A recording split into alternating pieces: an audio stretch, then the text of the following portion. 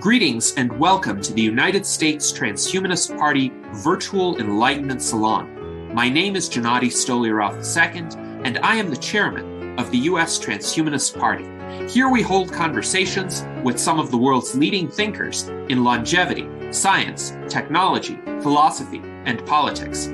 Like the philosophers of the Age of Enlightenment, we aim to connect every field of human endeavor and arrive at new insights to achieve longer lives, greater rationality, and the progress of our civilization. Greetings, ladies and gentlemen, and welcome to our United States Transhumanist Party Virtual Enlightenment Salon. Today is Sunday, June 2nd, 2024. And for now, I am joined by our current Vice Chairman and Director of Visual Art, Art Ramon Garcia. We are awaiting our guest, Charlie Painter. He is having a few issues in making a connection. However, in the meantime, I think he is in the progress of joining. I would like to set a bit of the context for our conversation, and you saw Charlie pop in just now, but he reached out to me after a recent debate that I was involved in on Andreas Xerxes's channel, a debate on free will and determinism. And this was quite a lengthy session. It was over 3 hours and 16 minutes long. And I was the participant in that debate who defended a view of free will as entirely compatible with the laws of physics, with material causation, but also not being a situation where the individual is somehow externally determined or forced to make certain choices. So I actually argued for genuine free will, but not from a religious standpoint, not from some sort of supernatural standpoint, but from a materialist standpoint. And Charlie found that argument to resonate with him and his background, his context in the philosophy of Objectivism. He wrote, "I appreciate your contributions in defense of free will, Gennady." And he then wrote, according to Leonard Peikoff, who is one of the leading objectivist philosophers, indeed Ayn Rand considered him to be her intellectual successor, "Philosophy is the study of fundamentals and free will is axiomatic."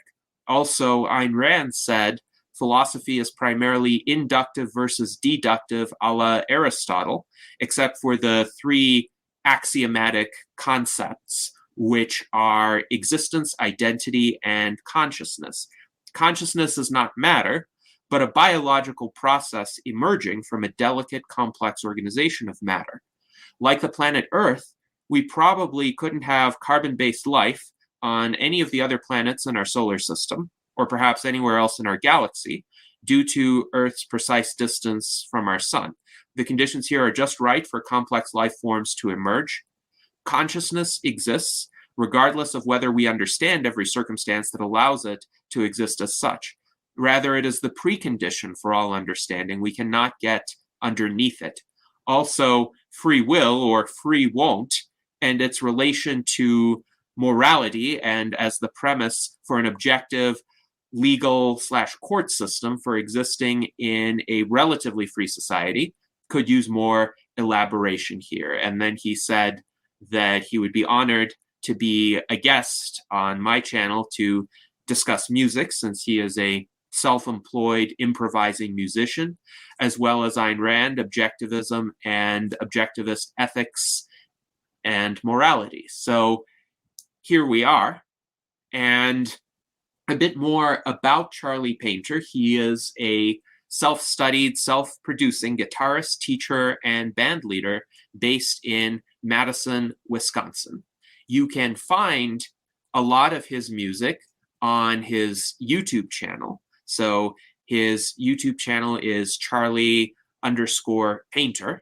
And he also has a website, charliepainter.com. If you go to charliepainter.com/music, you can also hear some of his recordings, and some have also asked, is Charlie Painter's music on SoundCloud? And indeed it is. So here is the link to his SoundCloud page. Again, I would encourage all of you to check out Charlie's music. And now, while he's still trying to join, I want to go to some of the viewer comments that have been made thus far.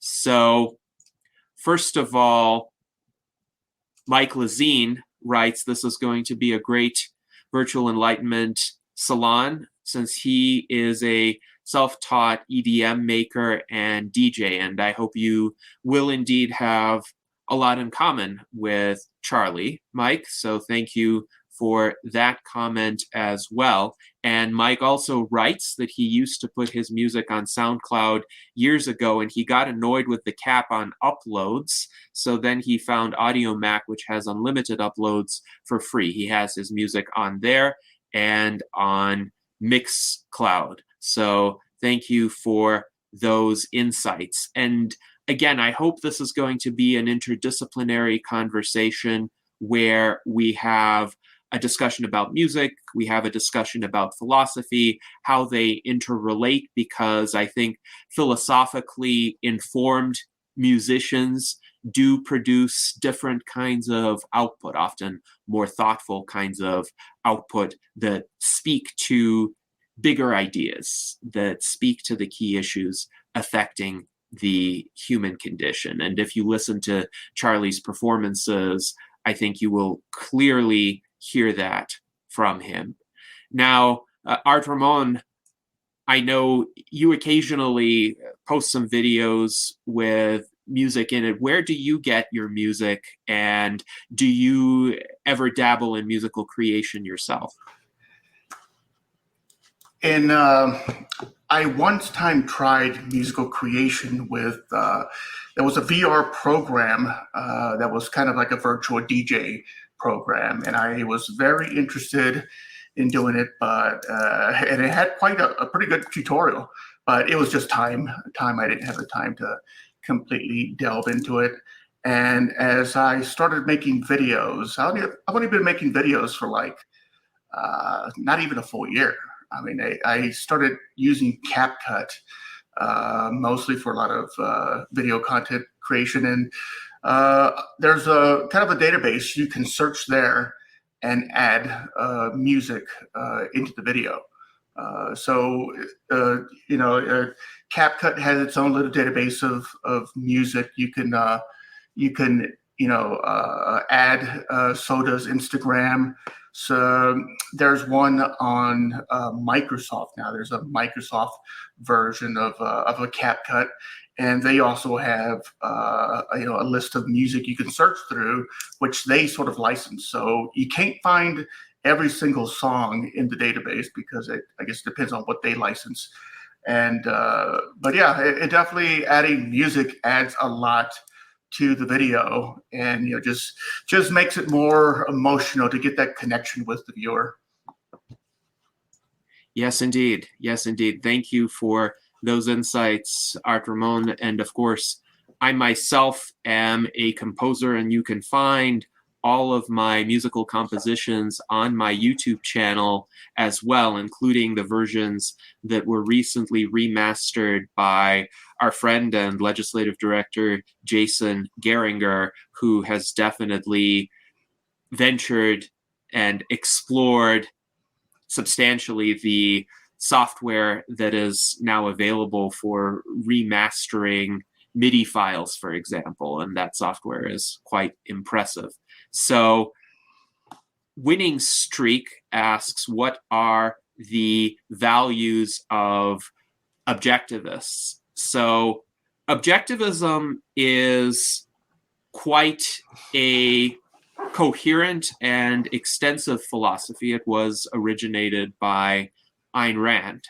And objectivism articulates in the various subdisciplines of philosophy certain key ideas. So in metaphysics, which is essentially the study of existence, the nature of existence, Objectivism holds that there is an objective reality that is independent of the observer. So existence exists, and we are in the same existence, you and I.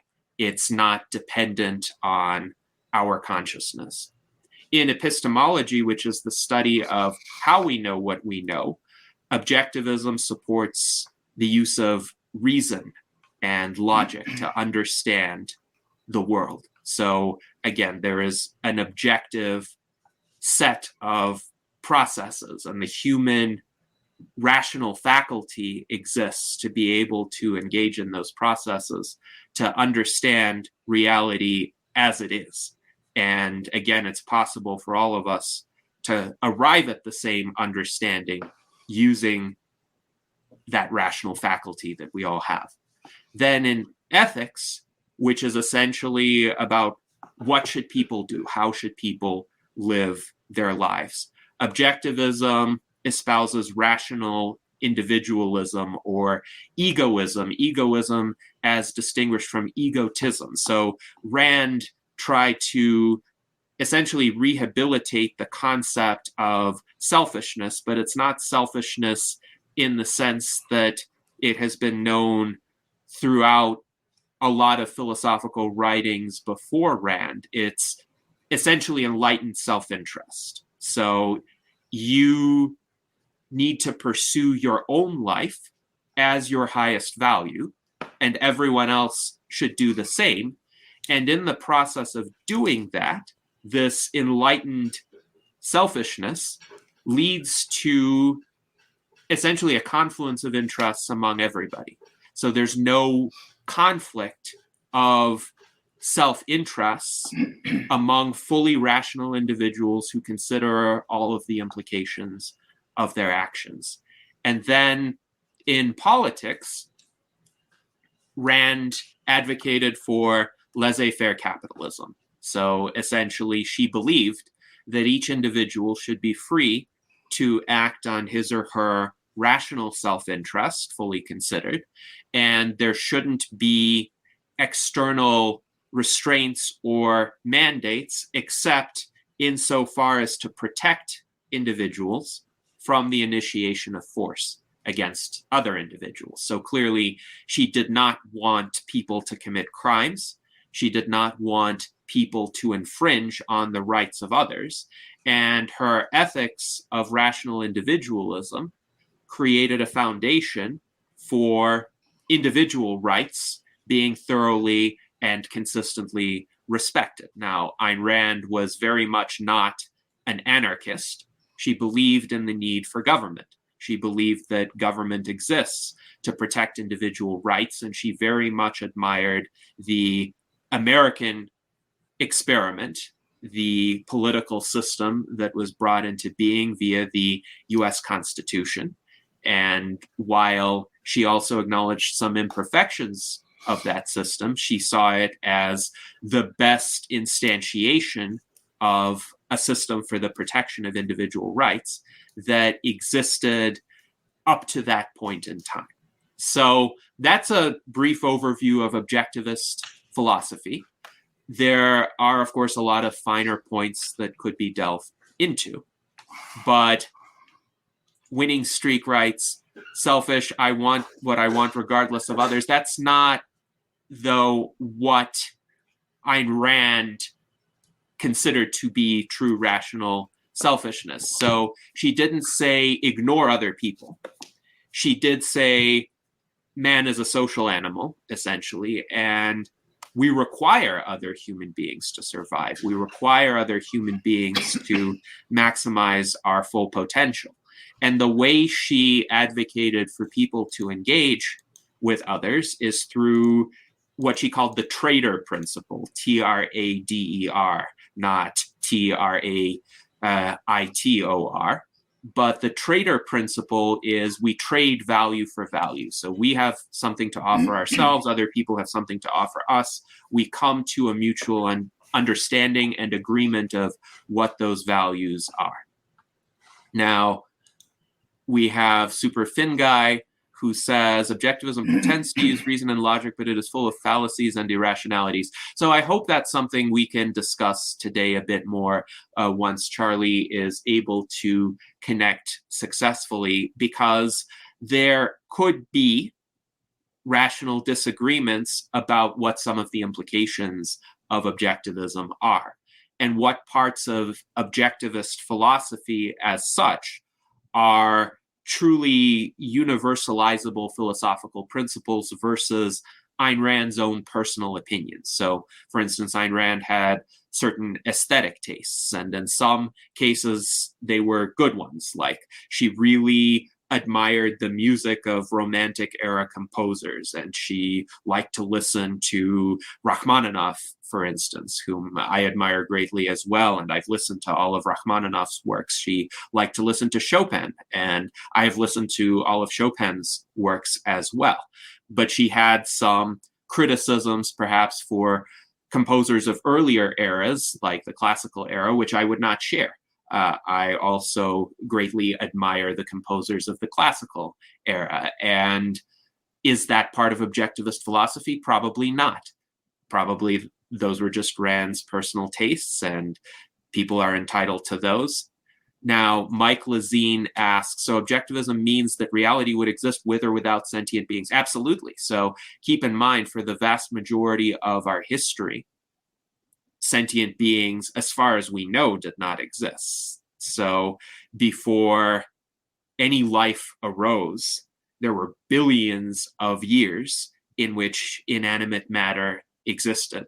And on Earth, there were billions of years before animals emerged who could be said to have a measure of sentience. So absolutely, we know from essentially science, from geology, from even the theory of evolution, that there have been vast stretches of time when reality existed without sentient beings. And we humans came onto the scene quite late in terms of geological time, and we are here.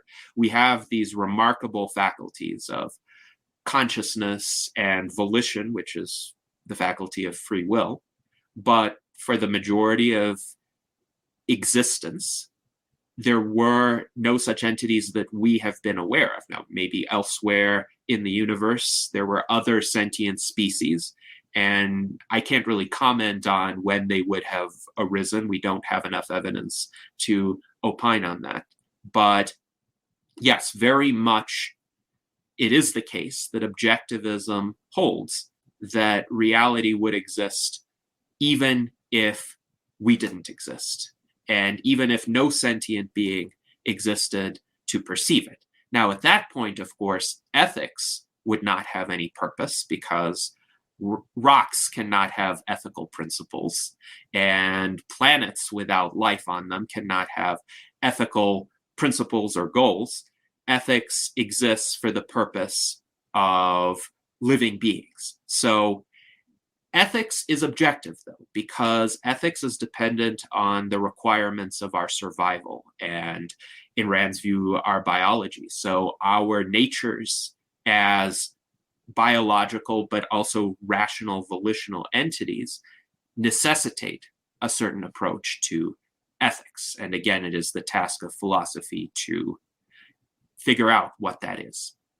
Now, we have another question from Mike Lazine, who wonders, is it a form of liberalism? So liberalism, properly understood, would be a framework that advocates for the liberty of the individual. So we're talking here about classical liberalism, and what that means. It's distinct from modern liberalism as is often understood in the United States, but classical liberalism advocates for a societal and political framework that respects the rights of the individual. And generally, classical liberals embraced free markets for instance. They wanted religious toleration, so people could be free to espouse or not espouse any form of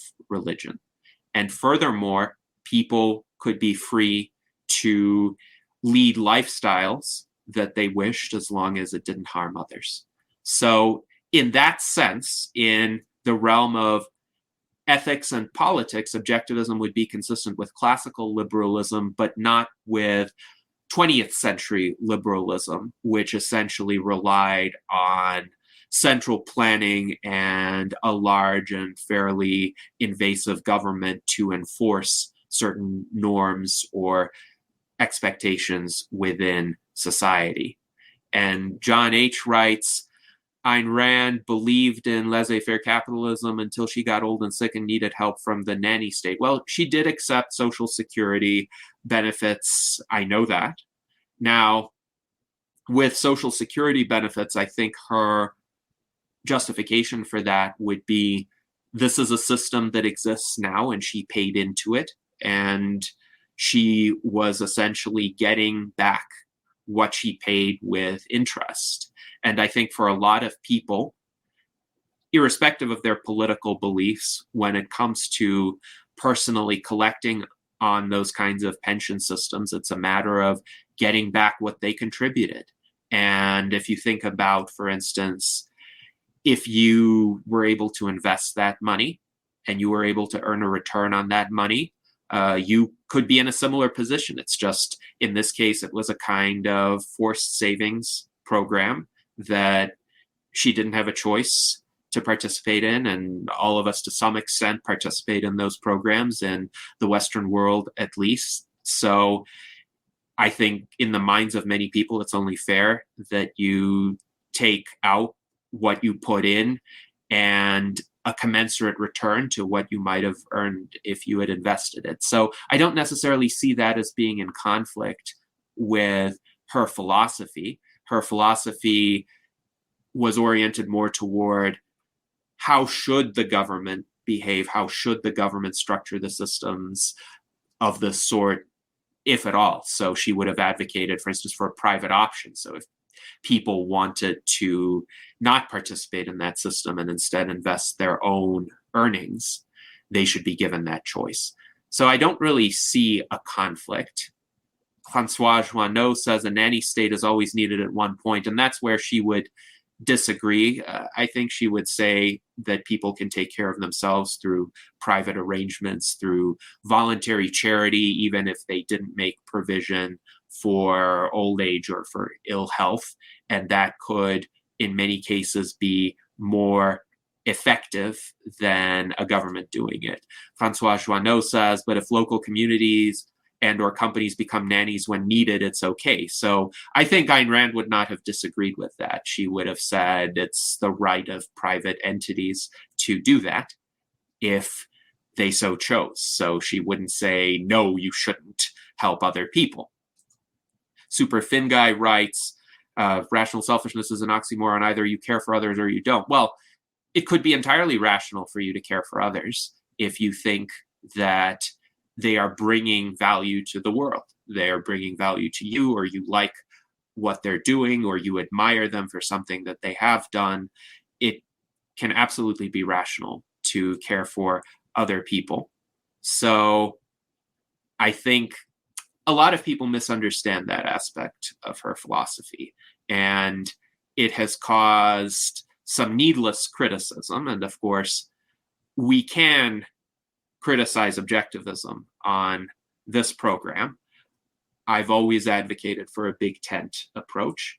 I don't want to say that objectivism is infallible, because it's not.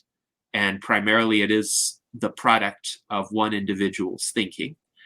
And I think one of the errors that Ayn Rand, especially later in life, lapsed into is thinking that her system is kind of complete with her, and that no further material development or elaboration would be possible. But really, with any system of thought, it needs to adapt to changing times and to new discoveries, new insights, new people being involved in fleshing out key ideas. So I think that's always important to consider. Alan Crowley writes, ethics do not belong to the rocks, but to the people that would throw them. Yes, let's not throw rocks needlessly at other people. So an ethical system can help us to avoid conflict. It can help us to peacefully coexist and derive values from one another. So Francois says, when you get welfare, it's like borrowing to the community. Well, the difference is people are compelled to pay and people then receive out of those compelled payments. So that's where the disagreement would arise. So Ayn Rand, again, wouldn't say no charity, don't help people, but Ayn Rand would say you shouldn't be forced to help people and you should be able to choose whom you help as well. So hopefully that's a helpful distinction. And Francois Joanneau says welfare abuse is the same as credit abuse and fraudulent bankruptcy, should be treated the same, not better, not worse. So that's more of a kind of practical issue. I think a lot of money is needlessly wasted on trying to identify and track down welfare abuse, and it could be better spent in the context of, say, a universal basic income. So I don't know what Ayn Rand would have said about a universal basic income because it does require a government system of distribution.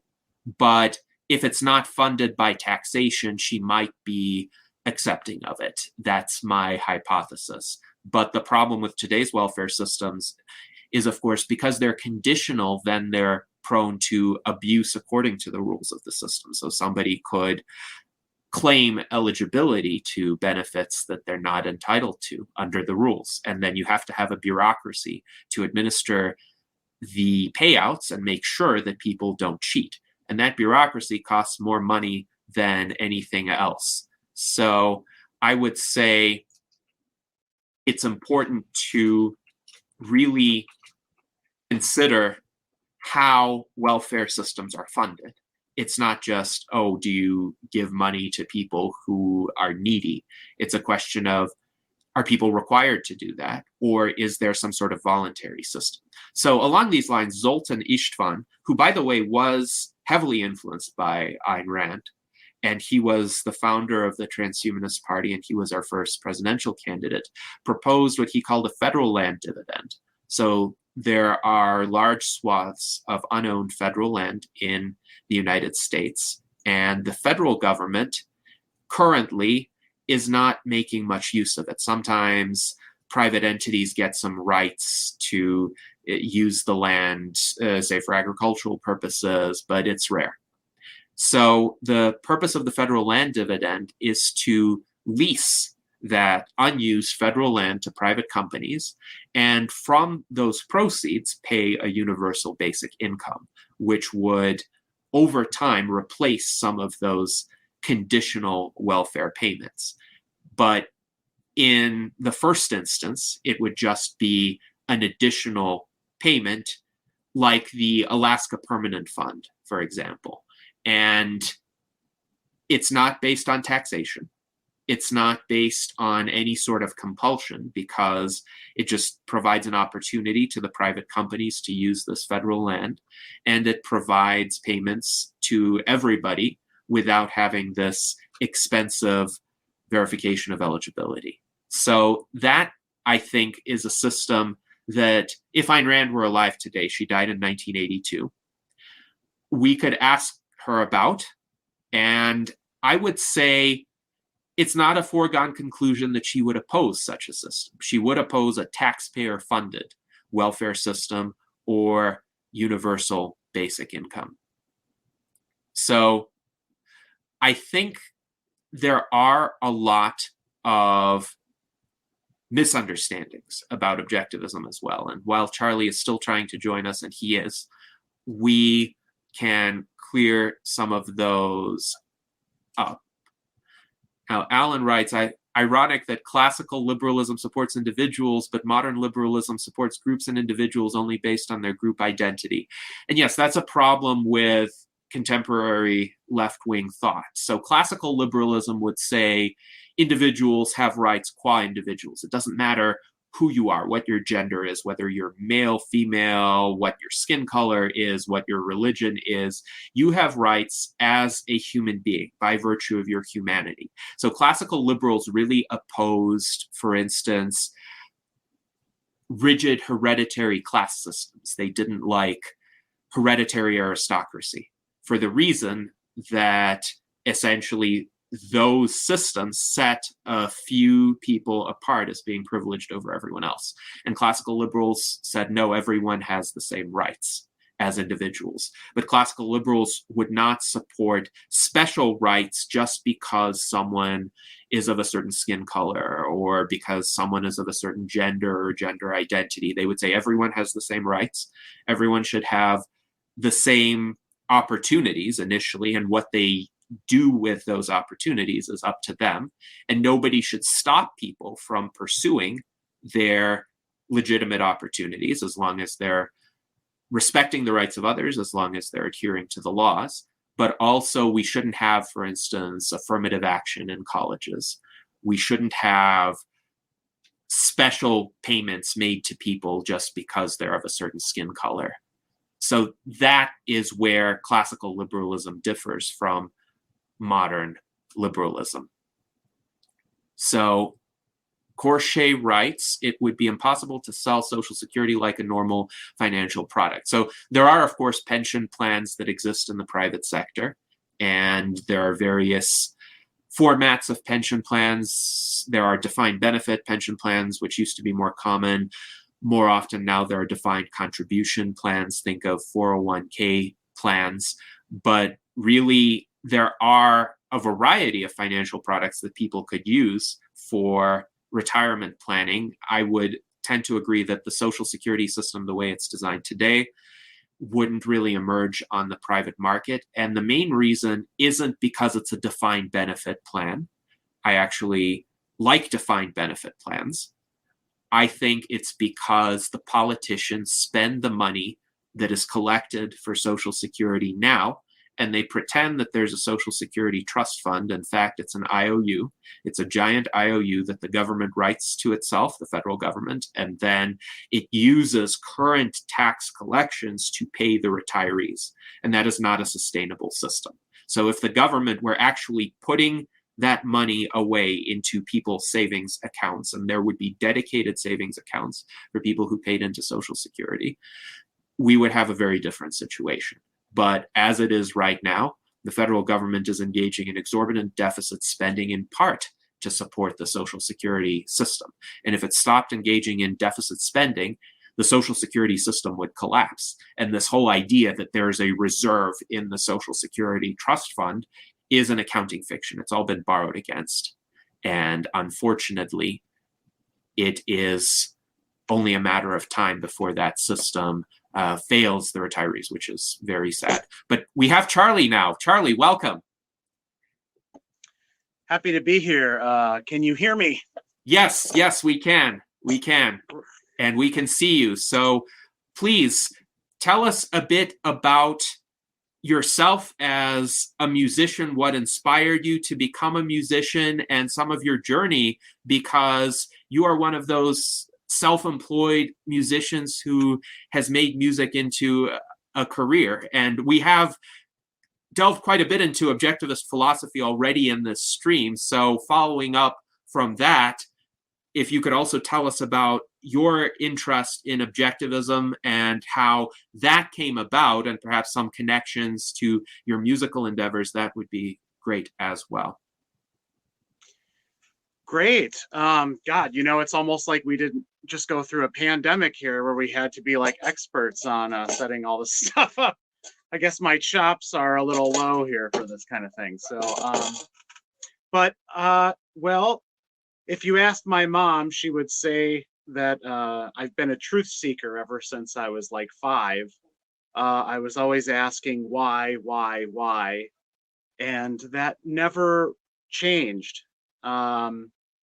in both music and philosophy, I haven't quite found a way to marry them together. They're still very separate passions and interests for me, but I do find music and philosophy to both be in the pursuit of truth and individual expression, and I find that in both. As far as music goes, that was first. I'm 42, so I grew up in the 90s, and there was kind of a blues revival of like blues guitar with like Johnny Lang and Kenny Wayne Shepherd and others. And my mom would take me out to venues to see these guitar players, like bars and such. And they would pull all the stops. I mean, they would play with their teeth. They would play the guitar behind their back. They would light it on fire sometimes. I mean, it was, and these players were like 18 years old, 20 years old. I was, 15. So for me, I just completely, that was completely overwhelming and inspiring. And I wanted to do that. So that's what brought me to guitar. It was the blues first. And I would say that guitar is still the blues instrument, if there is one. It used to be piano, and before that it was banjo, but then guitar emerged as the blues instrument. So it was a great time for me to be exposed to that. We were very poor, and I didn't have a brand new guitar, so one of my neighbors gave me a used guitar that the strings were very high off the guitar. It was very difficult to play. My fingers would bleed. And it was kind of like a trial by error, like, let's see if this kid really wants to play guitar. And I did. I was able to learn songs. So this same neighbor, his name was Grizz, he quickly went on and bought me an electric guitar. So I was able to play some of these blues songs. And my mom would let me go down the hill. This is all out in the country. This is rural Southwest Wisconsin. She would let me wander down there and sit next to the old men who would have like fires every night, and they would play and strum and sing songs, and they would bend over backwards to show me how to play. And so that's how I got into a guitar. And I didn't find jazz until my mid 20s, I would say. And that was by listening to Miles Davis' Kind of Blue, which I think is the biggest selling jazz album of all time. At least it was.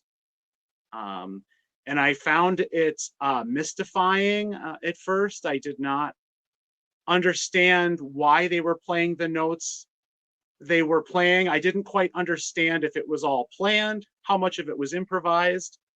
So I can very much remember, or I can relate to the experience of kind of novice jazz listeners. It's kind of overwhelming.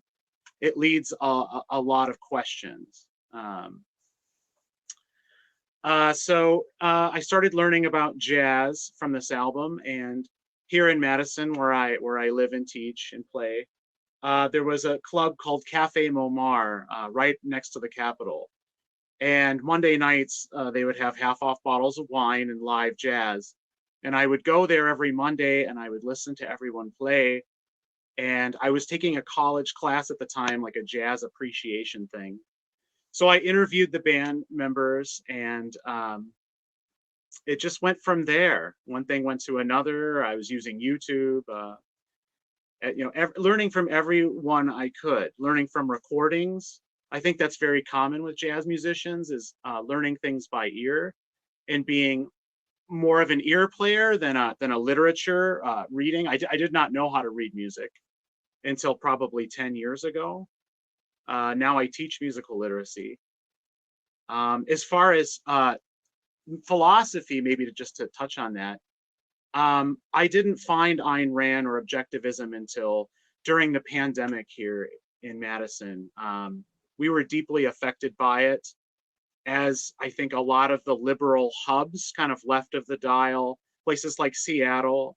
We had a total shutdown of the city. Restaurants and businesses were restricted on the number of guests they could allow, the capacity. We were also advised, how many people we could allow in our homes, in our private homes, things like that. And while that was going on, I was outraged by the top-down kind of governmental controls. It was very obvious to me that the authorities did not understand what this was, and they were just kind of grasping at straws and doing power grabs. And I seemed to be the only person who was bothered by that. So I started looking online, and first I found libertarian circles. I don't know if it was Tom Woods, maybe those types of channels, and they seemed to be in line with my feelings on the matter. And then eventually that led to Ayn Rand and Objectivism, and then I've just been learning ever since. So it's probably been about 4 years, going on 5 years since I've been studying that.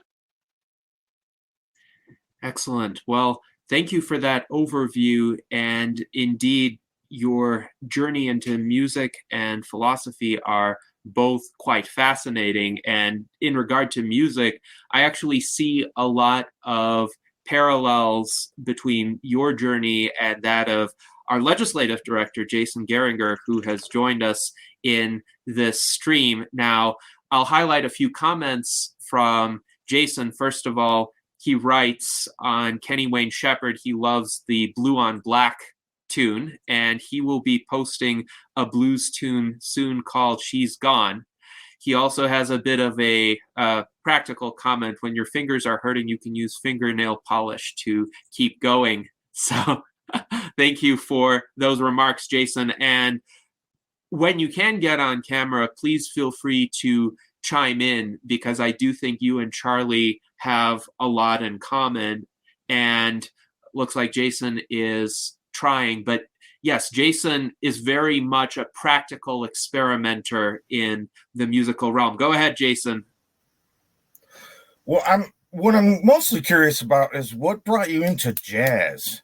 I mean, I like blues. I like all kinds of music, but jazz, I don't know. I like it. It sounds cool, but I don't know. It always just seemed kind of like a jam band, kind of. I don't know. It seems different to me. I'm just curious what brought you to jazz. How did that happen? Sure. Well, first, every jazz musician is a blues musician. Not every blues musician is a jazz musician. That's kind of as an aside. Blues is our language. It's our shared language. And I would also say that jazz, like blues, is a folk music. And I don't mean that as in, singing and strumming Bob Dylan kind of stuff. I mean it like as in it's passed down, and it's a vocal, it's a tradition. And it's taught from person to person, and it's not codified. And that's how jazz was until it became academized, to make up a word, in the 1970s, when you could take classes and learn how to play stuff. Now, universities throw out people with jazz degrees that can play exceptionally well and have an amazing technique. I mean, better than mine or anyone around here, but there seems to be an originality that's lost when you codify something like that. That's an art form. I don't think that's true of things like philosophy, of course. But what got me into jazz? Well, I always like a challenge, and I like an intellectual challenge. And when I heard Kind of Blue and other jazz albums in my 20s, I was just so mystified. I'm like, well, what is that? And I had to understand it. And I'm still trying to understand it in some ways. And so it's just, there seems to never be an end to it. Whereas, I love blues, don't get me wrong. But after I listen to blues for about 20 minutes, a half an hour, I feel very much like I understand what's happening and what people are doing. And it doesn't quite pique my imagination in the same way as jazz has. Yes, thank you for that answer. And I think this is also a good time to discuss some of the key differences between jazz and classical music, because classical music, of course, is very much a formal tradition. It has a set of principles that have been codified or at least written about to a great extent, and some classical composers may kind of bend those principles a bit, but it's more of a system that starts with, let's say, written down notation, and then it gets performed, but it gets performed in a way that is as close to the composer's specifications as possible. So the composer says, these are the notes I want you to play. These are the kinds of accents that I want you to place on them. There is still some variation that a performer could bring to a piece, but within that kind of formal set of specifications. Whereas it seems jazz, as you pointed out, is more passed on from one musician to another, and there seems to be a bit more liberty for that subsequent musician to interpret it a bit differently. So where would you say the major differences lie? Yes, to make an analogy, I would say, and I love classical music. That's what I listen to in the car mostly. Classical music is like a documentary about somebody else's life, the way that they saw it. And in classical music, there's always a composer, right? They wrote the dynamic markings, like you mentioned, the details, the accents, all of that. So you're doing your best to basically not be an individual, but to play what they wanted you to play, what their vision was. But in jazz, it's about the individual. It's about my story. It's about how I'm feeling today. It's about the performer and how I practice, the things I like to do, how I interpret the piece. That is about the individual, I would say. So it's the difference between a documentary about someone where it's removed versus having a camera right on my shoulder that's following me around. So it's like real time. That's what I would say the difference is. So Yes. do you improv a lot in jazz then? Yes. There are different schools of so like there's like, free jazz it's referred to, which kind of started with Ornette Coleman in the late 50s in general. This is where people kind of disagree, which is good, about how much improvisation is acceptable or tasteful in a performance. So like for me, I like about 60% improv, and I'm okay with up to 80%. But many musicians that I play with, they want less than that a lot of times. So I need to negotiate with them because I need them to be comfortable and I need them to be playing their best. So I may want 80% at a certain show and they might want 50%. And so I got to come to meet them. And I would also say that jazz is like democracy in musical form, in a sense, because it's about the individual. Like we all get to solo, but we're all supporting each other and we respect each other. And that brings out our solos. Each of our solos is us listening to each other and supporting each other. So I don't know if that gets to your question. Yes, I think that's a great answer. Go ahead, Jason. No, it did. That's really interesting. I think a lot of it might be just the fact that a lot of musicians just can't improv. It's like some comedians can't improv that good. You know what I mean? It's a unique skill to be able to do that, and I don't think a lot of people can do it at all. That's it. Well, the great Sonny Rollins, who I have a lot of respect for, he's still alive. I think he's maybe 86, 87. He was there for the bebop movement through the swing era into the fusion era. He was there for all of it, and he says to this day that the thing, as we refer to it as, cannot be taught. And so that kind of goes back to what I was saying about academia and jazz being codified. For me, I spend a lot of my time, you know, I get the right brain, left brain always confused, but I spend it learning objective things, arpeggios, scales, bits of data, bits of information that are objective, that will arise in a musical setting. But then when I'm improvising, when I go to play, I'm not thinking about any of that. I'm able to completely forget about that. And I'm also neurodivergent. So for me, that's like relief. That's like peace for me. Whereas a lot of people, that would make them incredibly anxious and uncomfortable being put on the spot.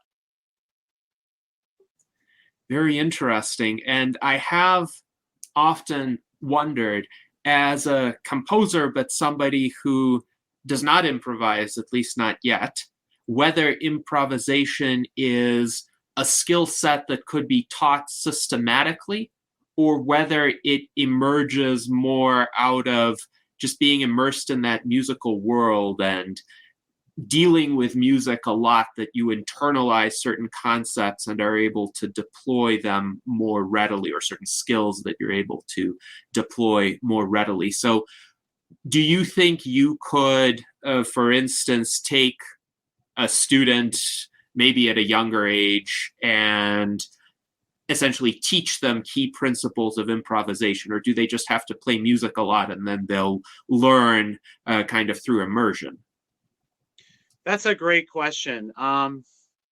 So people who play jazz and do it for a living, you have to listen to a lot of jazz. You have to listen to a lot of improv stuff. And again, those questions, why? Like, what did they play there? Why do I like that so much? Why did that sound so good? You have to investigate. And this is similar to philosophy. We have to be like investigative journalists here. Part of it is, though, you do also have to just study these people say it takes talent to do this. Oh, you're so talented, you must be so. But there are so many non-talented things that go into playing. It's 90% untalent. I mean, setting my alarm clock, getting my guitar out, tuning it, practicing scales, that's not talent. Listening to records, that's certainly not talent. Trying to play along with records and trying not to fall off the train, like try to start the song and end it with the musicians with no sheet music, or with or without sheet music. I wouldn't call that talent, right? It's investigative work. And once a certain level of comfortability is achieved, then I think we can start taking risks. So like in jazz, for instance, I don't play free jazz. I don't play free time and free meter and free key. When I play, I'm playing a tune that was usually written by somebody else, not always. And we agree on what key the song is in, what the tempo is, it's counted off. So that we know, we agree on.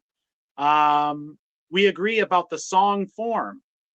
By song form, I mean, it's kind of like poetry, you know, iambic, pentameter, all that. Is it AABA song form?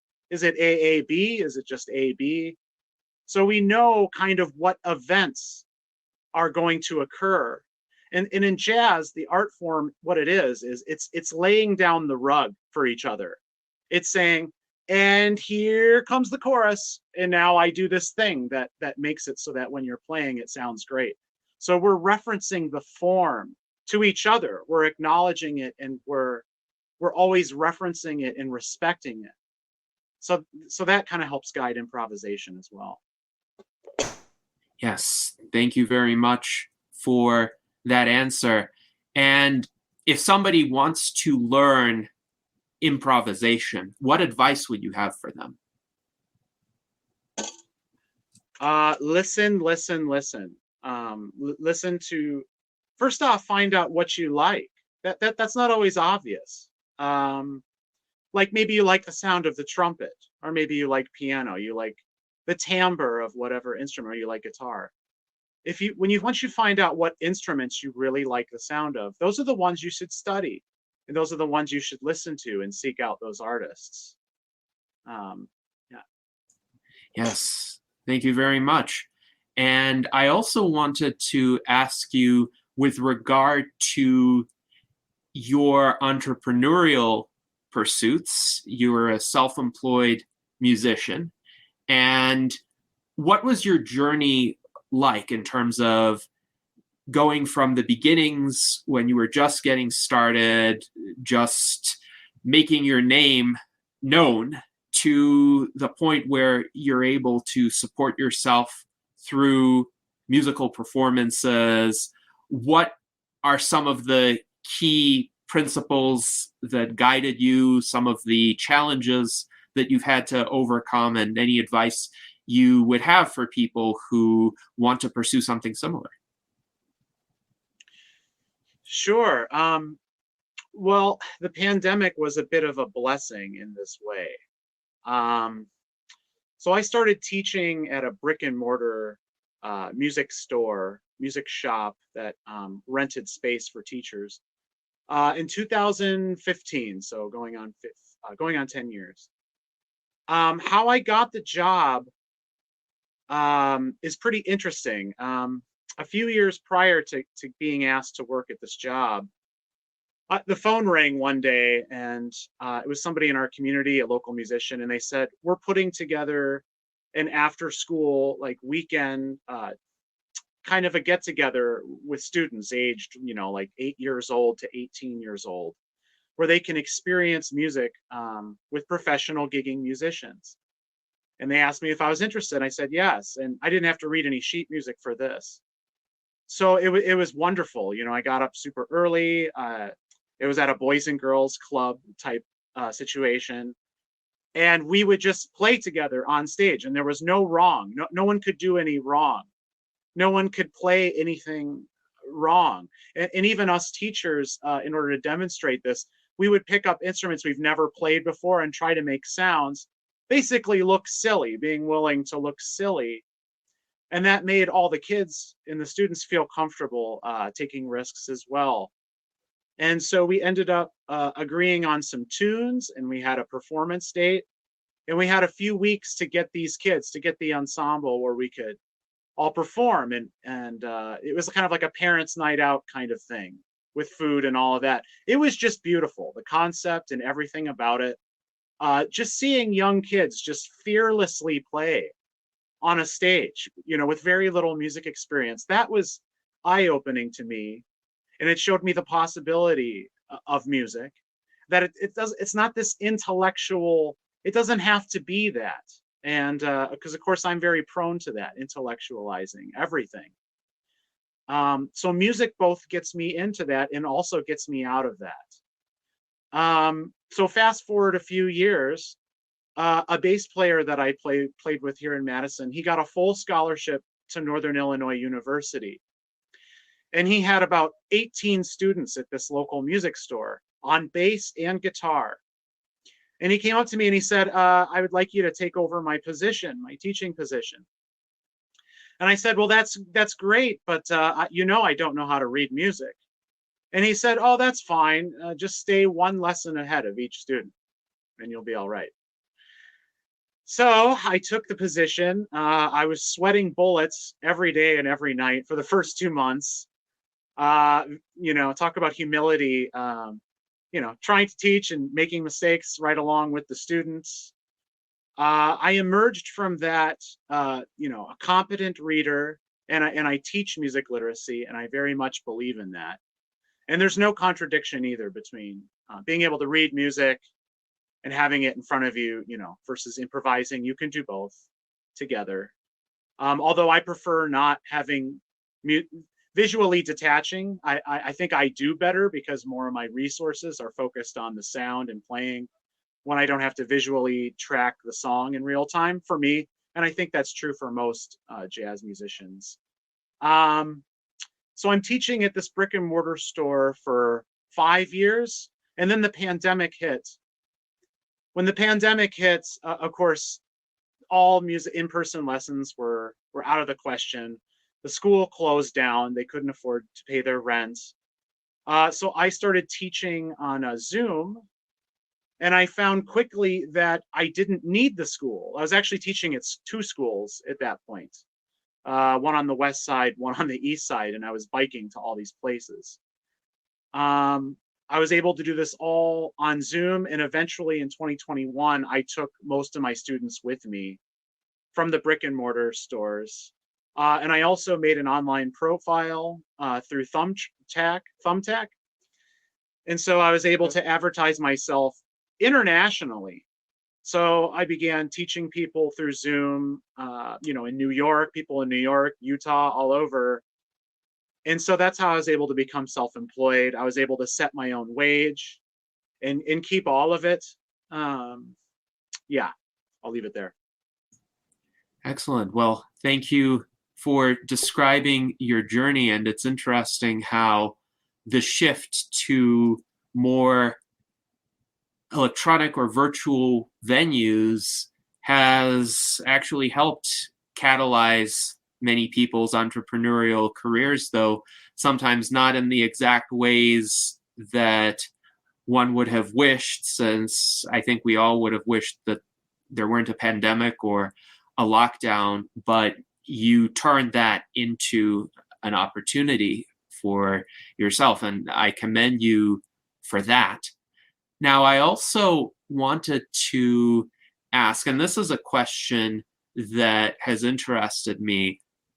I've heard a lot of improvisational jazz, and I've often wondered, why wouldn't there be, for instance, a score created after an improvisational performance so that other people, if they liked it, if they enjoyed it, could re-perform it in a certain sense? But when I spoke to certain jazz musicians about that, the concept seemed kind of anathema to them, even though, of course, in classical music, there's pretty much always a score. There can be classical improvisations as well, but the improvisations do get written down sometimes and at times transformed in certain ways into more formal compositions. But in jazz, that often doesn't happen. So if a particular jazz musician is known for certain improvisations, certain recordings, and one can hear those recordings sometimes even from decades ago,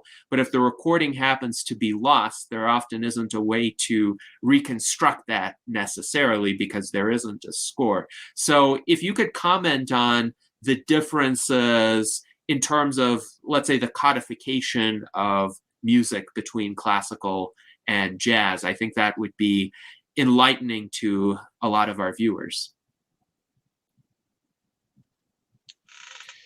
Yes. At some point during the pandemic, I think it was 2020 or 2021, some group recorded Miles Davis' Kind of Blue, that album that inspired me, note for note, the exact same instruments, the exact same tempo, everything.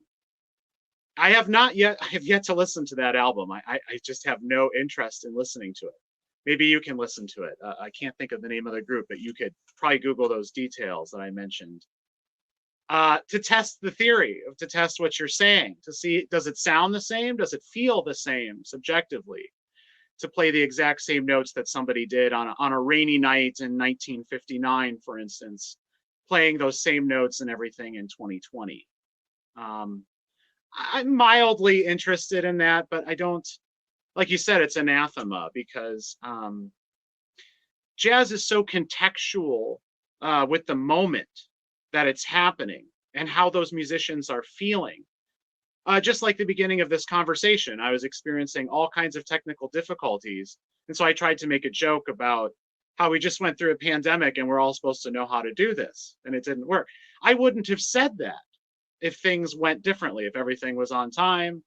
The story would have, the interview, all of this would have started differently. I probably would be talking slower than I am now, all of it. And so I consider jazz to be, it's about expression. And what are people expressing? They're expressing their feelings and their thoughts, and those things are contextual with the times. So I think all jazz is modern jazz because it's played right now. Even if it's a tune that was written in 1925, when we're playing it with people today, it sounds modern. It can't sound like the way it did then. Because there's just too many factors that go into it. I mean, an individual's health. Are we late to the gig? Is the drummer rushing tonight? Does the bass player have a headache?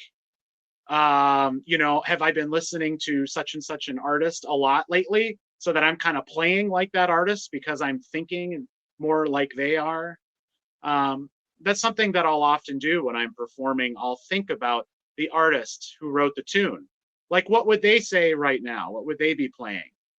It's kind of like character acting, like method acting in film. I'll think like that, and yeah, I feel like I'm losing the original question. I don't know if that gets to it. I think I kind of get what you was talking about earlier, though, to where you just sort of feel like that there's X amount of bars in the verse, and then it's going to go to the chorus, right? And it reminds me of Jim Morrison, how he used to go off, in improv a lot, and he used to bug the drummer, which I can understand because the drummer's got to know that stuff. But if you know that the chorus is coming, or you're in the chorus and it's supposed to end and you don't, well, then you're going to go another 4 bars or another 8 bars or whatever, and then you're just going to catch the next one. So I think I get how you would do that, sort of, if you know the tune already, and if you already know like the changes from the chorus, or from the verse to the chorus. If you know when that changes, you just kind of, yeah. I sort of get it. So. If I could make another analogy, because I think music really lends itself to different analogies. When we're watching like a sporting event, like I'm not a big sporting fan, but like football or baseball or basketball, the reason why people enjoy that so much is because we're looking for events. We're anticipating certain events happening. Oh, there was an interception. Now the other team has it. Oh, they're going to make it. Maybe they're going to make a touchdown. We know kind of what each team is trying to do, what the positions mean, what the realm of possibilities are within each thing. And so that provides interaction and interest. People are interacting. And that is similar to jazz because that's happening in real time. And we don't really know what's going to happen. I might only solo 1 or 2 choruses, or I might look at the bass player and point, and the bass player solos first, even though I played the melody first. That's unexpected. So the audience is expecting one thing. They're expecting me to solo first, and because I played the melody, I introduced the tune. But that might not always happen. Or I might take a short solo, and then I might trade with the drummer. I might trade 4s or 8s. And so there are all these realms of possibilities of interaction that can happen in real time, much like a sporting event. But in order for it to be like a sporting event, people have to know how to listen to it. And I find that people like myself in my 20s are mystified by jazz, and they don't quite know how to listen. They don't know what to listen for. And so, like you were just saying, knowing the form of the song, that this is 24 bars, it's AAB, I'm listening to their solo and I'm trying to anticipate if they're going to keep soloing, if they're going to go for another chorus, or if they're going to hand it off. That would be an analogy to a sporting event. Are they going to pass the ball? Are they going to run it up the court? Are they going to go for it? Yes, indeed. Thank you very much for that explanation. So, by the way, I did find the album in question, which is the note-by-note recreation of Miles Davis, and I am going to post the link to that. It's interesting, too, because the quartet that did that has a name, Mostly Other People Do the Killing. So rather unusual name, to say the least, but I will most certainly listen to it and form my impressions and listen to the original Miles Davis. But this is the link to their Bandcamp page where one can both listen to and purchase the digital album. I have one more question about jazz performance, and then I think it would be good to hear some of the demonstrations that you had prepared. But this is about audience behavior. So I am very much a classically trained audience member. So when I go to a classical concert, for instance, the expectation is the audience doesn't participate at all, except at the end when there's applause. And indeed, quite often orchestras have to make an effort to inform people for multi-movement works that one does not clap between the movements, and one has to have an expectation of how many movements will there be, say, in this symphony or in this sonata. So when a movement ends, one doesn't just erupt into applause. And certainly one does not clap or make any sort of noise whatsoever during the performance of a classical work. In jazz recitals, however, I've often heard, for instance, if somebody plays a solo and it's a particularly skillful solo, the audience not only claps, but is expected to clap. And that is a different way of listening. For a classically trained audience member, that does seem a bit, let's say, outside of their comfort zone, because with classical music, one really wants to hear each individual note. And sometimes I feel if somebody's applauding, if somebody's doing anything other than just sitting still, that's not conducive to hearing the sounds of the performance. But with jazz, it seems there's a different outlook. So maybe you could speak to that audience participation or lack thereof, when it's expected, why it's expected, and your experience with that. And are there maybe differences among types of jazz performances in this regard? Great question. So even Miles Davis said this, jazz is social music. So jazz has a lot more Africa in it than European classical music. This is one thing that I love about jazz is like a nuclear reactor. It takes everything in its environment. So pop, classical, ballet, folk music, blues, rock. It takes all of these things in, and then it spits out something that is other. And that's why I think jazz also will prevail, will never go away, because it's constantly taking in what's going on around it. If you see a show in Africa, for instance, if you attend a concert, people are talking constantly. People are yelling, they're shouting, they're laughing. They will let you know if you do a good job. And if you don't, if they don't like it, you will know, and they will ignore you. That's what I've heard. I've never been, but that would ring true with the experience of it being social music versus it being, I'm going to have my army listen to this scale. We're going to use this particular scale, right, in the time of Plato. My army is only going to listen to this scale because this is good for their morale, and we're only going to use music for certain traditions or for just, listening, for very serious instrumental kind of uses, versus it being kind of like, do you like it? Do you not like it? Let us know. Definitely different than classical music. I definitely agree there.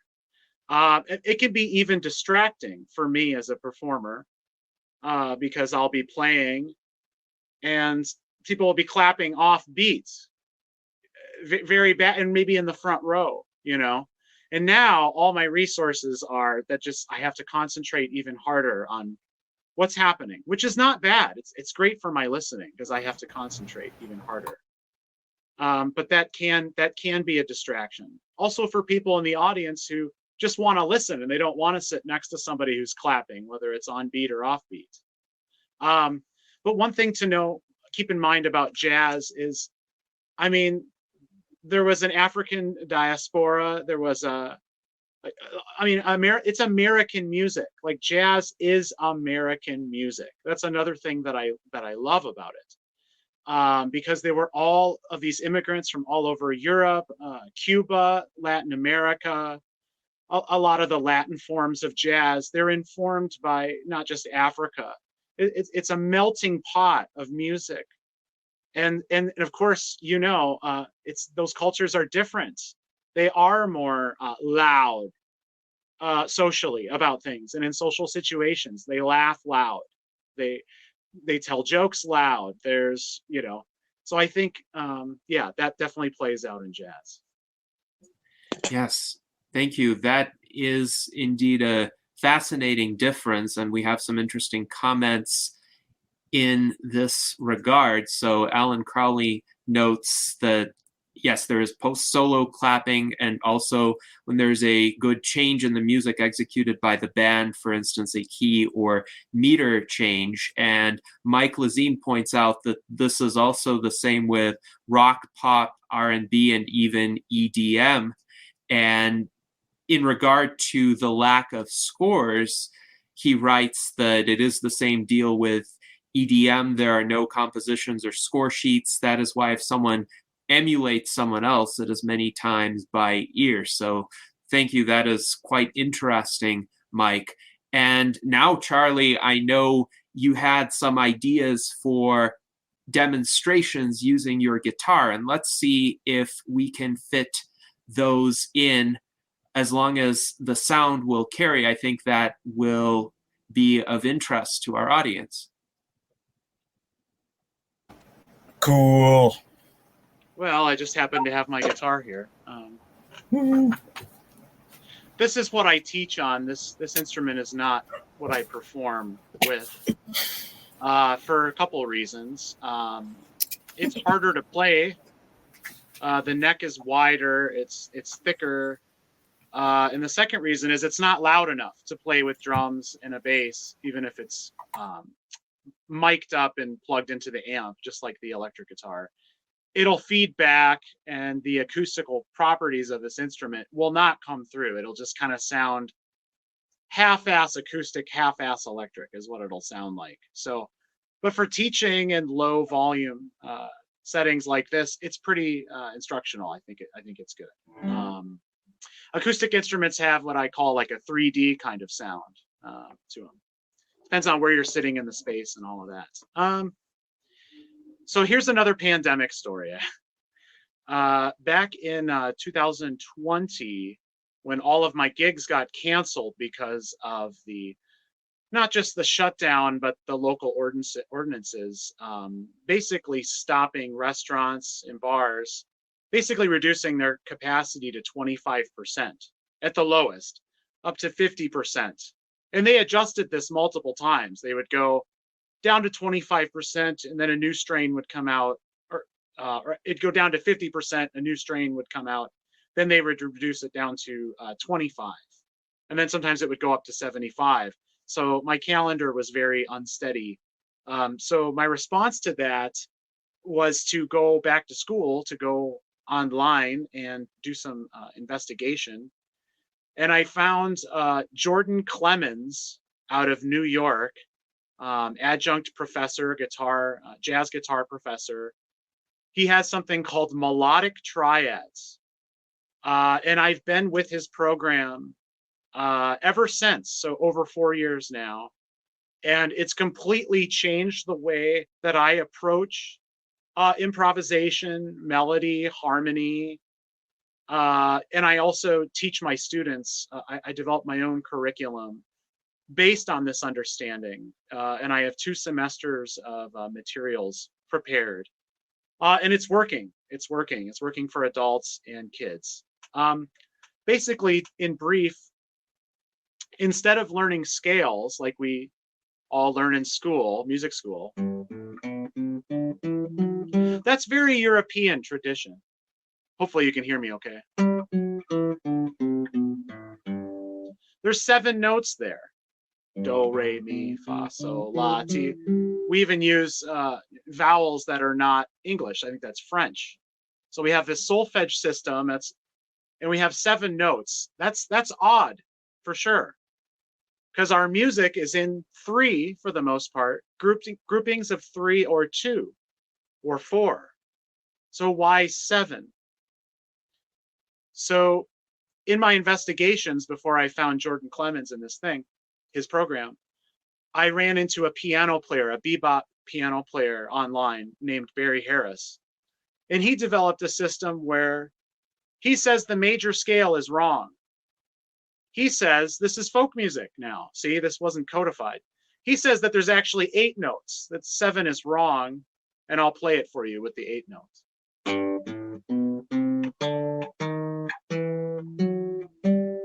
Let's hear that 8th note in there. Whoops. So he says that's right, because that fits 4/4. It fits the structure of our music that we're playing. So if we're playing 8th notes or quarter notes or 16th notes, we'll always land on a strong chord tone, on a strong beat. So just in case I'm talking over people's heads, generally in classical music and blues and jazz and pop, the strong beats are considered beats 1 and 3, and the weaker beats are 2 and 4. So our major scale, our 7-note scale, it doesn't work. You end up having to make adjustments rhythmically to land on a strong beat with a strong chord tone. I'm playing a G scale, by the way. So with Barry's scale, it was strong, weak, strong, weak, strong, weak, strong, weak, strong. So that the notes of the G triad are on beats 1 and 3. Triad, triad, triad, triad. That's actually, and he said that, you notice there's 4 notes that are lining on good beats, you might be wondering. He said that the 6th chord is actually the consonant chord in music. It's not the major 7th. So a triad with a note a half a step below the root, that's a major 7 chord. So that's a major 7 chord. He says that that's wrong. He said that that major 7th note is actually a diminished note. It's actually a tension note. It's not a consonant note. And I agree with that. I call it the I gotta go pee note.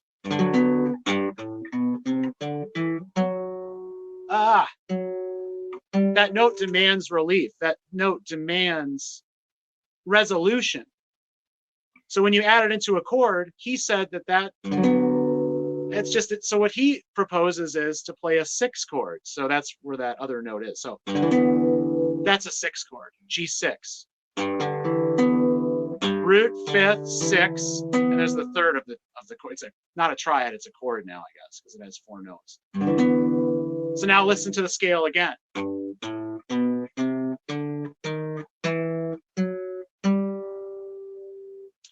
So I thought that was very interesting. So I studied his system and I learned he has 4 scales that he plays, this piano player. All of his compositions, his improvisation, he says it can all be done using 4 8-note scales. Now, I went with that for a while, but when I found Jordan Clemens and the New York City Melodic Triads program, my brain exploded, because now the way that I see music is the triad is the smallest unit of information that's happening at any time in a composition. It doesn't matter if it's pop, jazz, classical. And by triad, I mean like a 3-note. There are major triads. G, like we just played. G minor, where we flat the 3rd. There's augmented triads, which are less common. That's where we raise the 5th. We have diminished triads. Those are more common than augmented. We have sus triads. Those are less common again. That covers about 95, 99% of triads right there that I just played. We view Jordan's program views the triad, not the scale, not the 7-note scale or the 8-note or the 9-note. The 3-note thing is the thing. So those 3 notes, I'll just keep talking about G, just one triad at a time. Let's say we're playing a song in G, or we're playing a G chord right now in a song. Those 3 notes are going to be the pillars at that time, the stable notes, and all the other 9 notes, because there's 12 notes in Western tonal music, for those who don't know. All the other 9 notes are all tension notes. And they all have their own personality. They all have their own character, like characters in a play. And I'll demonstrate that right now. This is something I wanted to demonstrate. This is tension 2, we call it. It's an A note. If you're playing a G triad and you throw in an A note.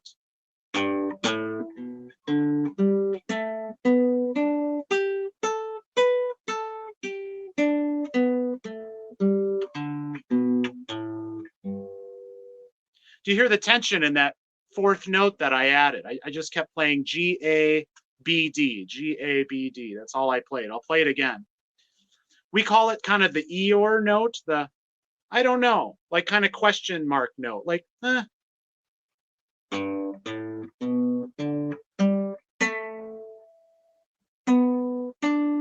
Whoops. See how it resolves, how that A note resolves to the B or the G? Listen to it again. It resolves to that.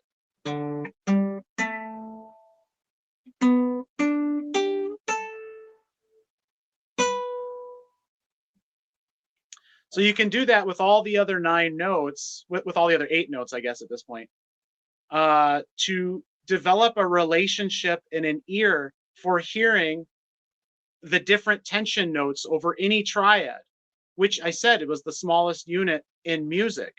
The bass player is playing the triad notes. The piano player is playing the triad notes, perhaps in their left hand. Or the melody. If you listen to things like Bach, a lot of passages are like 70 to 80% triad notes.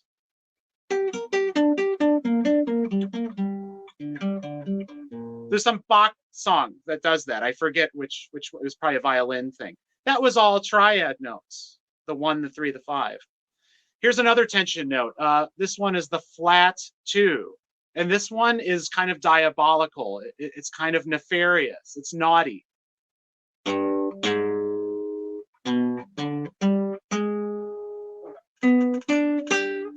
There it is again.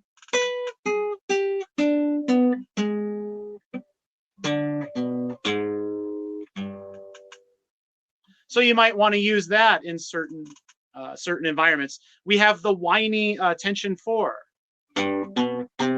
Well, it's a whiny baby.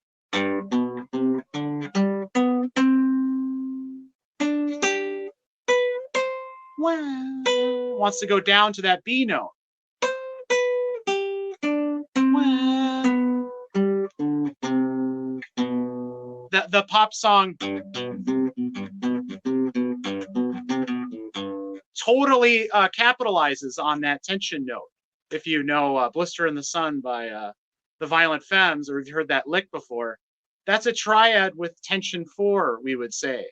And notice how that note keeps wanting to go down to the stable B note, the 3rd. There's tension 2. So that's how we would analyze music, is by identifying the tension notes.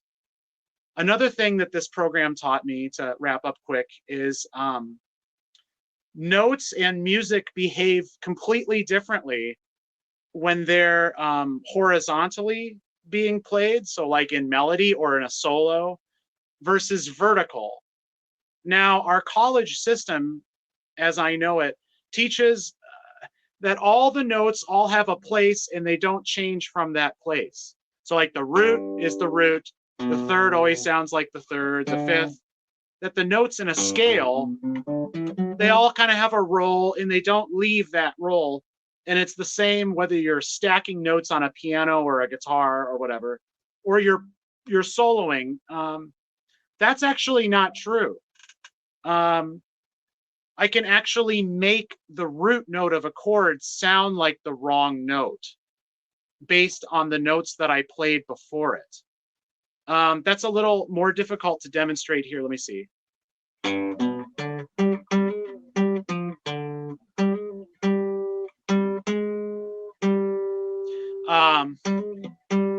Let's see, actually.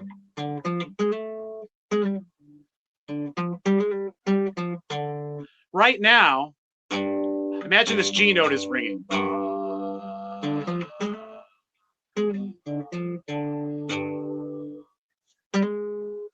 This note this sounds like a blue note, this G note in this context. It's the same note that I was playing here. Because I played these other notes,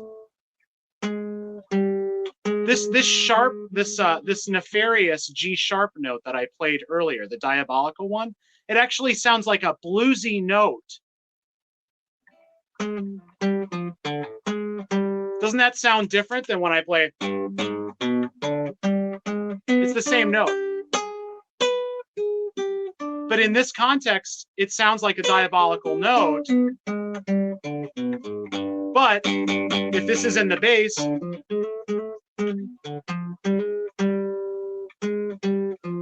see how it sounds like the bluesy 5 to this D note because of what I'm maybe not doing a very good job of demonstrating that. But notes behave and interact differently in a horizontal context. And so we call that the melodic progression. So when you're learning a tune or a jazz standard or whatever, there are the set changes of the song that the composer wrote or that we agree upon. And then when you're soloing or improvising, you can create your own melodic progressions that fit the way that you feel that you want to, what you want to present. You can do that in real time with improv through this melodic triads program. So thanks.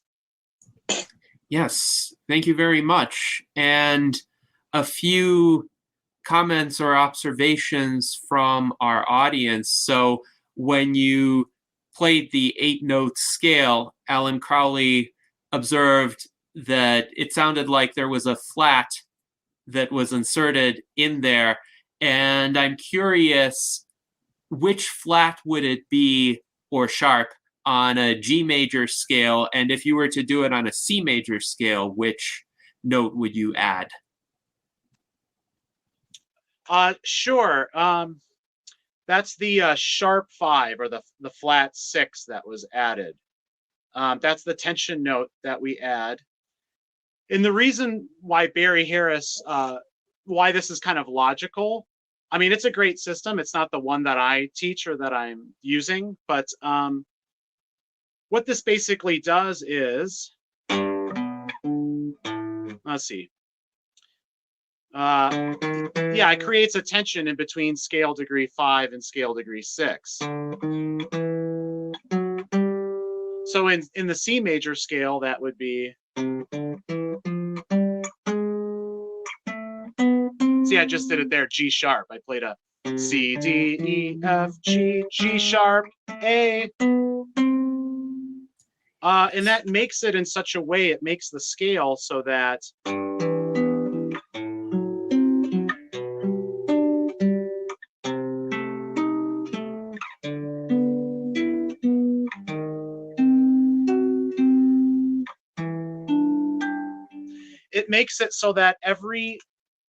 if you're playing that scale, that 8-note scale in chords, it ends up being tonic, diminished, or dominant. In Barry's system, they're more or less the same. Everything comes from diminished.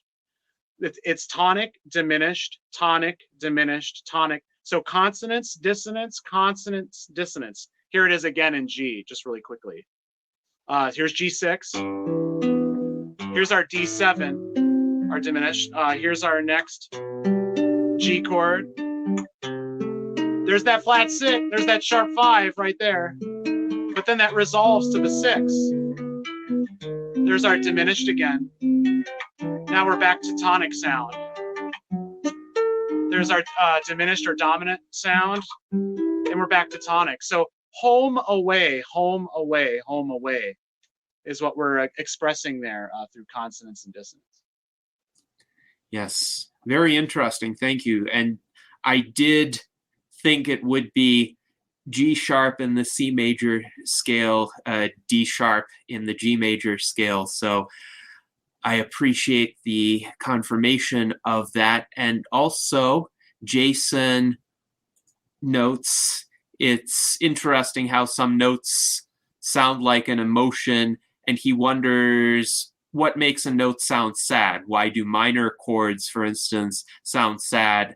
Alan Crowley writes, it's not how one note sounds, it's the note in context.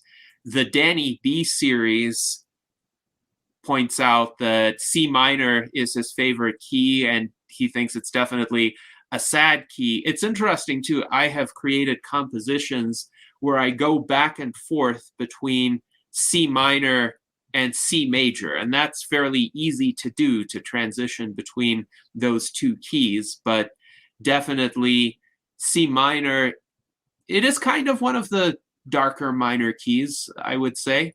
But I wonder what you would have to say about the conveyance of emotion in music and specific devices to do that. To Jason's question, what is it in particular that makes a particular combination of notes sound sad versus, say, uplifting or vigorous or any other emotion that you would associate with it?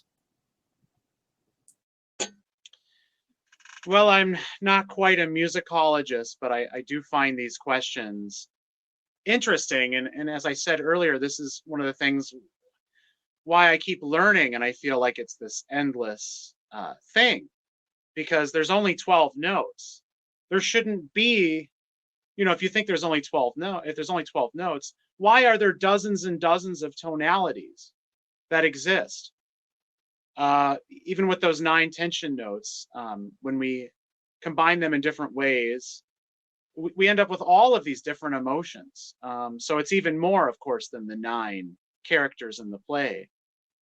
A G7 flat 9, it has a certain sound, but a G7 flat 9 with a flat 5 has a different sound. A G7 flat 9 with a sharp 4 and a natural 5 has a different emotion. I think I've counted before. I think there's at least 12 kinds of dominant chord, which is, considered to be the most dissonant chord in music ever since classical, and maybe even before the official classical period. People were experimenting with these kind of things, with consonance and dissonance. That I find interesting. The history of there was a time when the diminished 5 was considered, right, the devil's interval, I believe, and it wasn't allowed in composition because people didn't know how to deal with it. They didn't know how to resolve it. For those of you who don't know what I'm talking about, if I'm playing a G7, let's just stick with G, it's this interval, and it's up here, and it's up here if I continue it, and it's up here. That is certainly a dissonant, it's not the most comfortable sounding thing, but it took us, hundreds of years to figure out, how do I resolve that?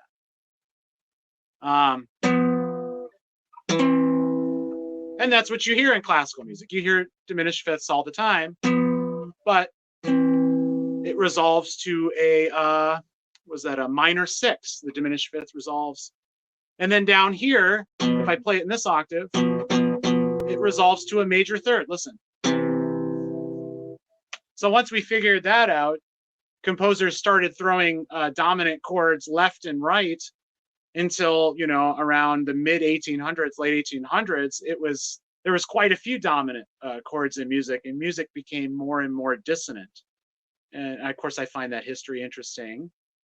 Jazz has had similar kind of evolution, where it becomes more dissonant, almost to a saturation point, and then it backs off and it becomes less dissonant and all of that. More basic, then more complicated, then more basic. That seems to happen in genres of music besides jazz and classical too. Yes, indeed. Thank you. And I have often said that what makes some music perhaps more jarring to the ear is not dissonance per se, it's unresolved dissonance. And if you know how to resolve the dissonance, then it can play a role in a musical piece such that the listener actually doesn't have an issue with it. The listener can take it in the context of the rest of the composition or the rest of the melody that's being played.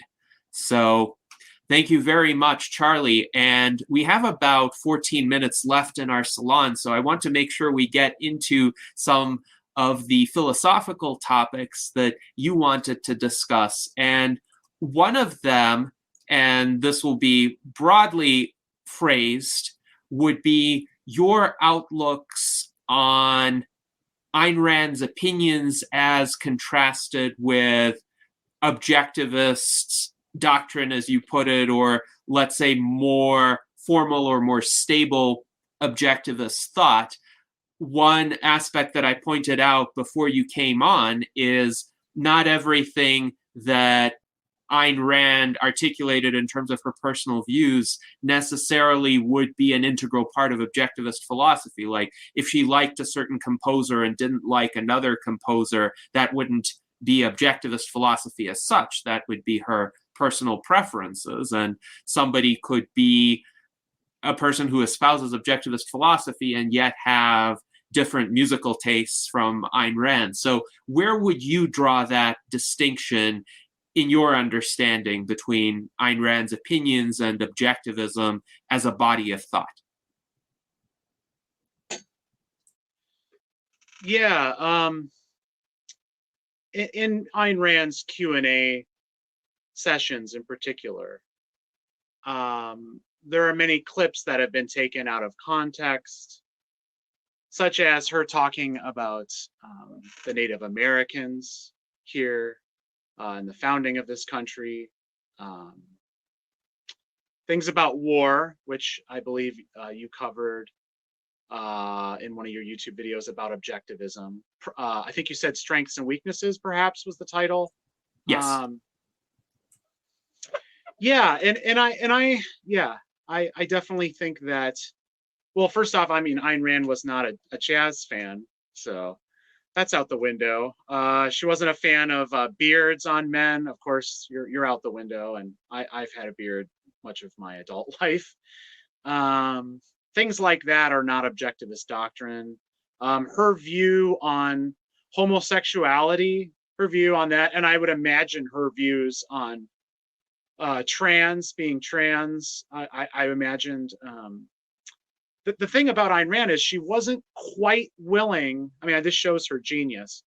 For someone born in 1905, she wasn't willing to say on record whether homosexuality was a mental disorder or a neurosis, which I think that's pretty progressive considering that homosexuality was listed in the DSM as a psychological disorder. I would like to say until 1993, but it might have been the 80s. But nonetheless, someone born in 1905 saying that, I think it shows her intelligence and the fact that psychology, for instance, is a different field than philosophy.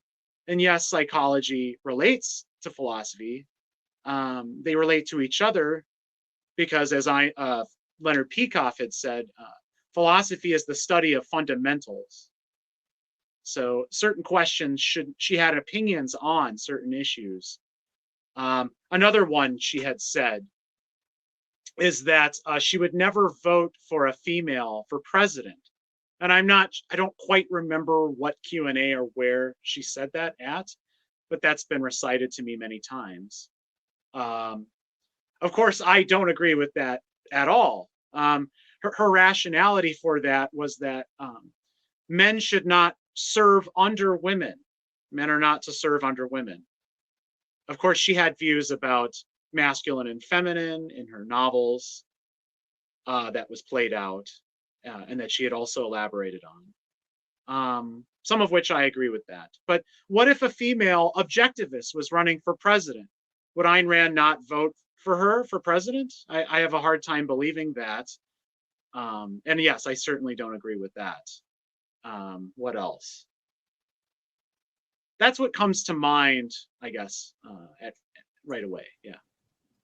Yes, thank you very much for that. And as someone who voted for a woman for president, not Hillary, Jo Jorgensen in 2020, I definitely do not agree with the idea that a woman couldn't be a quite capable president. I think as an individualist, people need to be judged based on their outlooks, their histories, their qualifications as individuals. So I do think, though, the vast majority of our culture today has come to accept that as well. And of course, in 2020, I wish I could have voted for her. Liz Parrish was our vice presidential nominee for the Transhumanist Party, but Nevada does not allow write-ins. So I went with the next best choice, which was Jo Jorgensen.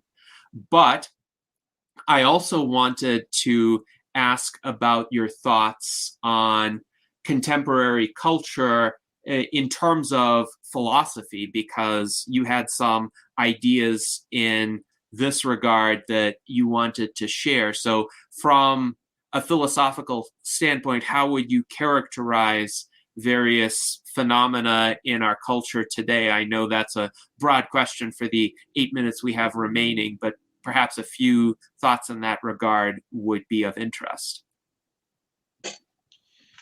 Yeah, absolutely. Well, I follow the Yaron Brook channel, and he stated it this way. He said that the left and the right at large, basically everybody agrees on morality for the most part. It's just a matter of who needs to be sacrificed to who and how much. And I certainly agree with that. In terms of politics, the left and the right both have made the creators of wealth, the millionaires, the billionaires, they're basically the scapegoat, as well as capitalism is the scapegoat for our problems as humanity, not just as a country, but that capitalism is a non-sustainable.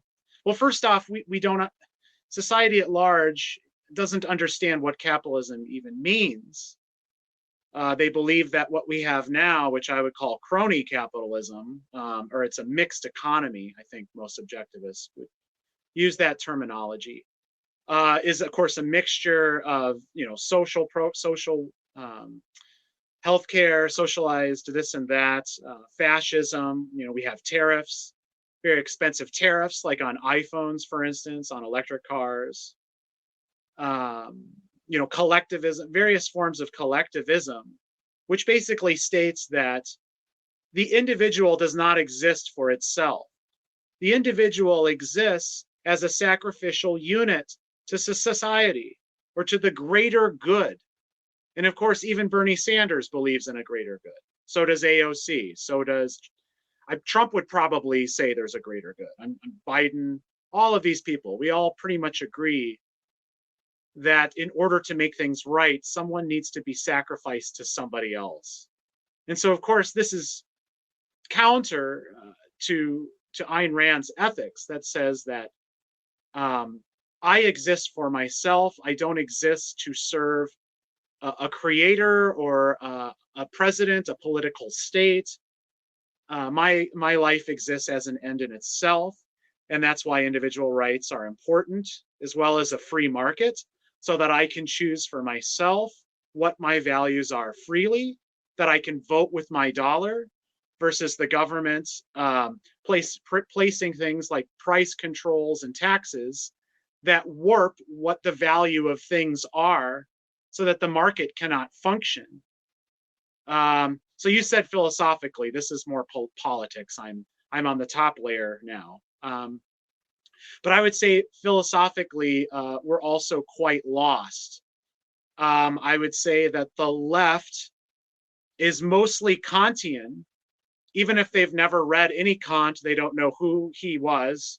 I would say that most of the policies are reflecting a duty-based servitude that people need to follow. It's not good to be prideful. It's not good to be a warrior. It's not good to live for yourself. There are these imperatives that we have to fulfill to live in a society, which include giving up. I mean, you saw this during the pandemic. It was completely clear to me how society thinks this. There was very little difference between the left and the right. I'll give an example. So some people have compromised immune systems. And if they contracted the COVID virus, whether they were vaccinated or not, of course, some of these people couldn't even be vaccinated because their immune system may not be able to handle the effects of the spike protein and all that. Because these people exist and live among us, we all need to be restricted about where we can go, on wearing a mask, on whether I should be vaccinated for my. So it's not even about that I get vaccinated for myself to protect myself, which is the point of having a vaccine. It's actually more about other people. It's actually more that I should get the vaccine regardless of what it does to me or how I feel about it. It's for everybody else. So the individual was subverted. So basically, we take the lowest denominator. We take people with compromised immune systems or the elderly who maybe have 5 years left to live or less. And we're going to subvert the rest of society to these people. And so we all need to behave as if everywhere we go, everything we do, the minute we go out the front door, we're possibly risking the lives of these people. In the society and economics were shut down as a result of this. And we're paying for it, and our children will pay for it, and the young people are paying for this. So that became very clear to me. Of course, this is now I'm back, I've made a circle. This is back to where I was investigating libertarian ideology and ideas, and then I found Ayn Rand and then Objectivism through that. People didn't have ideas. Politicians did not have ideas. No one had ideas about how we should handle this pandemic. For instance, the idea of using hotels, like open, spare hotel rooms to house people who are infected, to quarantine people, that idea didn't come from a politician. Our politicians had no ideas other than to stay home, don't go out, have everything ordered, clean your groceries off, get vaccinated, and don't question anything. And don't even talk about immunity. Even people who talked about immunity were canceled by the left and the right. So I look at it as a duopoly, two sides of a collectivist coin, and it needs to be challenged on a philosophical and moral basis. Yes, indeed. And of course, in the U.S. Transhumanist Party, we are strongly in favor of challenging the duopoly, and we see more similarities than differences among the views that are put forward by the dominant political parties and the left and right cultural factions that they represent. Now, our vice presidential candidate, Daniel Tweed, is in the chat, and he wrote, "Don't like the rich. When was the last time a poor person gave you a job?" And he also points out that free markets can create new wealth without anyone having to lose existing wealth. And this is a very important aspect of our outlook in the Transhumanist Party. We have a positive sum view of the world. We believe that people create new value, and they don't have to take value from anybody else. And really, if there is one key takeaway in terms of how we relate to objectivism in the Transhumanist Party, not every one of our members is an objectivist, and some most clearly are not, but we believe in a positive sum view of the world. And we do not want to take from anybody. We do not want to diminish anybody's share of the metaphorical pie. We want to grow the pie for everyone through the progress of science and technology, but also entrepreneurship, the creativity of individuals. And I think what you bring to our society as a musician, as an innovator, is exceptionally valuable. And artists and musicians more generally are a key component of this vision of essentially individualistic progress, where we all benefit from the creations of people who are free to bring them forth into this world. So thank you very much, Charlie, and I'll echo the sentiments of our friend Alan Crowley. Thank you for coming on. It's nice to have a broad discussion of philosophy and music, and I'm sure all of our viewers learned quite a bit from having you as our guest. And I think we need to unmute you, Charlie, for... Oh, yes. Thank you very much. I appreciate those kind words. And thanks again for having me. Indeed. And I hope that we all enjoyed Charlie's commentary and his demonstrations, and that we can all live long and prosper.